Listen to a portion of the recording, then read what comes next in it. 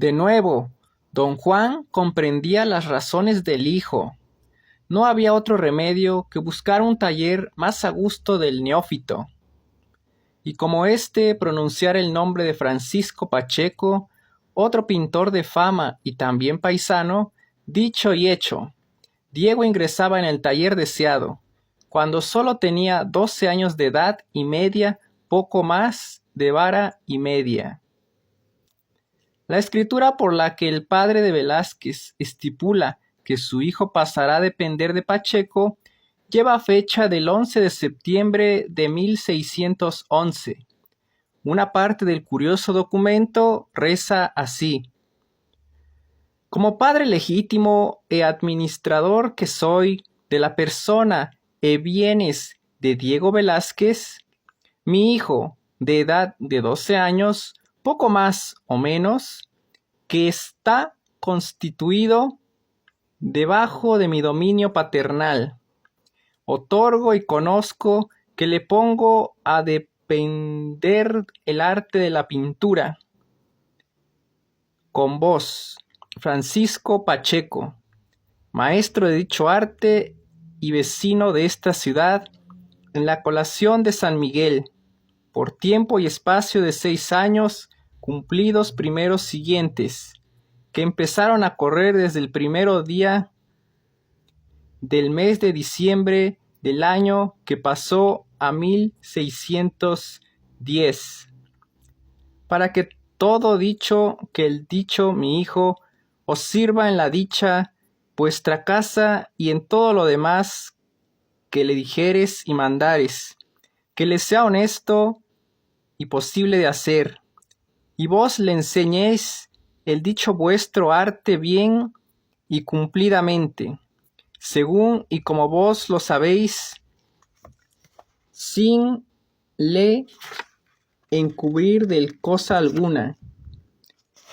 no quedando por el dicho mi hijo de lo de prender y no quedando por vos de enseñar. A partir de entonces, y conforme a lo estipulado, Velázquez ponía los 5 sentidos en aprender, y Pacheco le enseñaba con las mejores formas. No es raro, pues, que entre ambos se estableciera una rápida y franca corriente de mutua simpatía.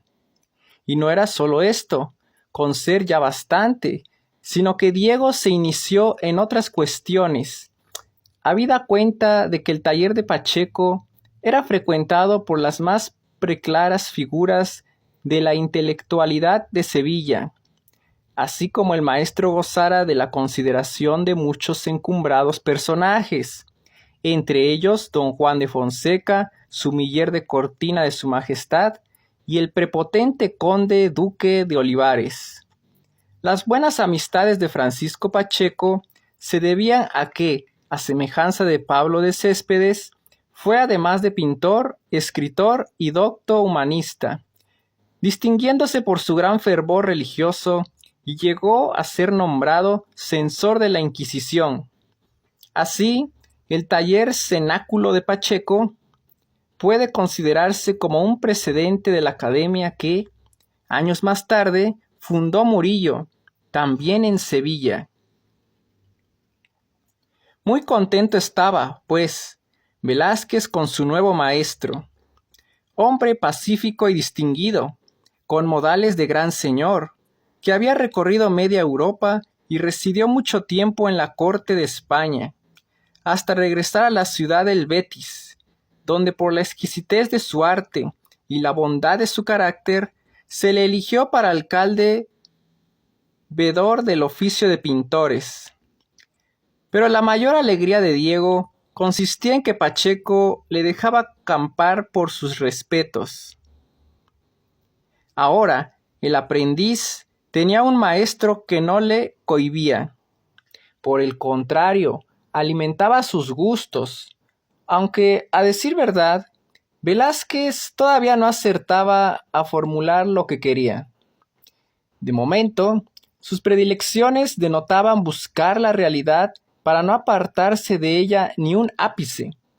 Deseaba que cada cosa fuera en el lienzo tal y como en su modo natural, y abarrotó el taller de pucheros, ollas, cántaros, platos y otros utensilios domésticos, que trasladaba al papel o a la tela, entre las comprensivas y sorprendidas ojeadas de Pacheco, que se limitaba a rectificar errores de su discípulo.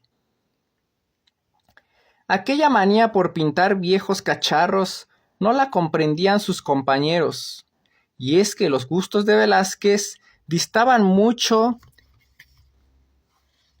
de ser los comunes en otros muchachos, más atentos a seguir el camino iniciado por sus maestros.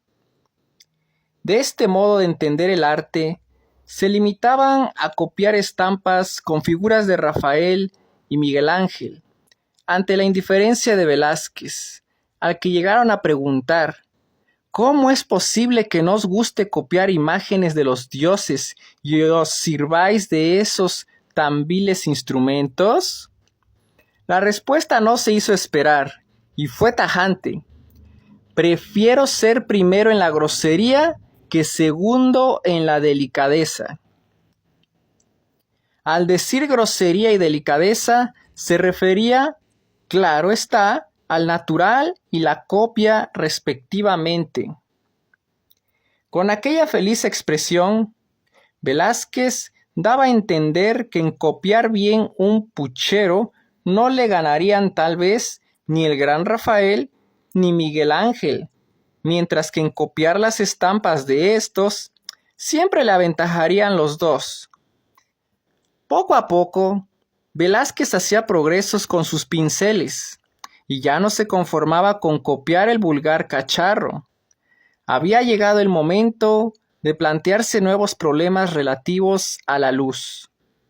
A fin de resolverlos, construía una especie de covacha, y en ella introducía su modelo para luego interpretarlo a varia distancia. Y el efecto era que los juegos de luz y sombra habían cambiado de tal manera que el modelo quedaba transfigurado. Ya no era la misma olla de antes. Diego explicaba a los demás jóvenes que las cosas no tienen una forma ni un color propio e inherente, sino que éste es resultado de la luz que reciben. Los chicos se encogían de hombros y le volvían la espalda.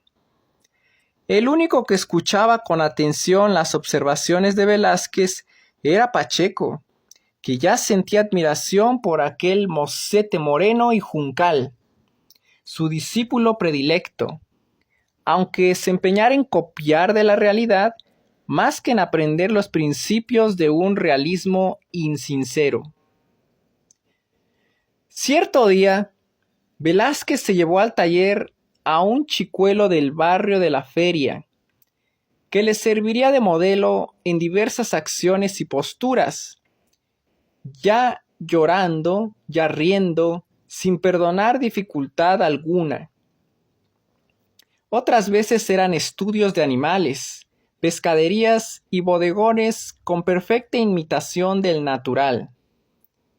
Pero a lo que más se consagraba durante semanas, meses y aún años era al dibujo, por considerar, como Pacheco, que constituía el elemento básico para su formación artística. Los primeros trabajos de Diego Velázquez no eran otra cosa que dibujos al carbón y dibujos coloreados a luces distintas, un poco al estilo de Caravaggio, en opinión de algunos críticos. Pero lo cierto es que en aquella época Velázquez ignoraba la existencia del célebre pintor italiano,